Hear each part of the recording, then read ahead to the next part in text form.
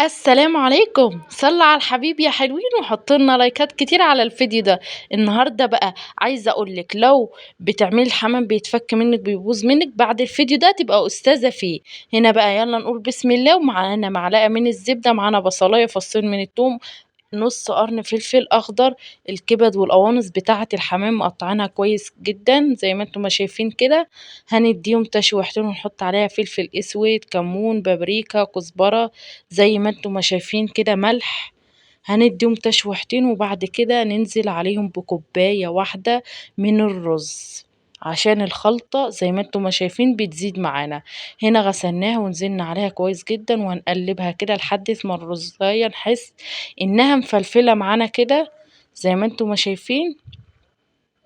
تكون معانا في الوقت ده شوربة أو مَيّة مغلية أهو زي ما أنتم ما شايفين كده. أهم حاجة التشويحة دي كويس جدًا عشان الرز ما يبقاش معجن مننا، أهو سقيناه زي ما أنتم ما شايفين كده نُص طياب وهنطلّعه من على النار، أهو زي ما أنتم ما شايفين الحمامة ما شاء الله منضفينها كويس جدًا، وعاملين فرق ما بين الجلد واللحمة عشان هنحشيه من تحت الجلد ومن جوّه، زي ما أنتم ما شايفين كده ما شاء الله كل تفاصيل الحمام في الفيديو ده. أهو معلقة رز، أهم حاجة ما نكترش الرز جوه الحمام عشان الرز ما يبقاش ني مننا، نفس النظام تحت الجلد برضه عشان بيدينا نفشة في الحمامة كده وبيخلي الحمامية كبيرة كده وليها شكل حلو تاني، أهو زي ما انتم ما شايفين بجد سهل جدا. هنيجي بقى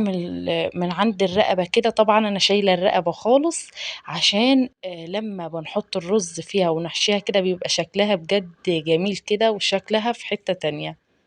أهو ما شاء الله زي ما أنتم ما شايفين، أهم حاجة نقفّل الحمامة كويس جدًا علشان الرز ما ينزلش في الشوربة والحمامة تكون فاضية معانا وشكلها مش هيكون حلو، بالخلة كده زي ما أنتم ما شايفين وهنقفّلها كويس جدًا. هنعمل بقية الحمام بالشكل ده زي ما أنتم ما شايفين، وهنا حطينا في الشوربة بصلاية، قرن فلفل، طماطم، ورق لورا، حبهان، زي ما أنتم ما شايفين كده، وهننزل بالحمام. أهم حاجة تِلت ساعة بس، ما نأخّرش على الحمام عشان ما يتهريش مننا أو ما يفرقعش مننا في المَيّة ونطلّعه، والمَيّة ما تكونش مغطياه.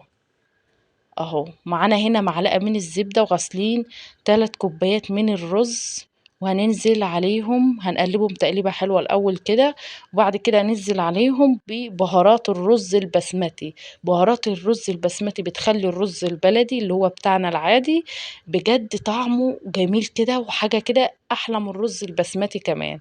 ونزلنا برشة من الملح وهنقلّب كويس جدًا. أهو ما شاء الله زي ما أنتم ما شايفين هنا بقى خلّصنا الحمام وهنحمّره بالشكل ده زي ما أنتم ما شايفين.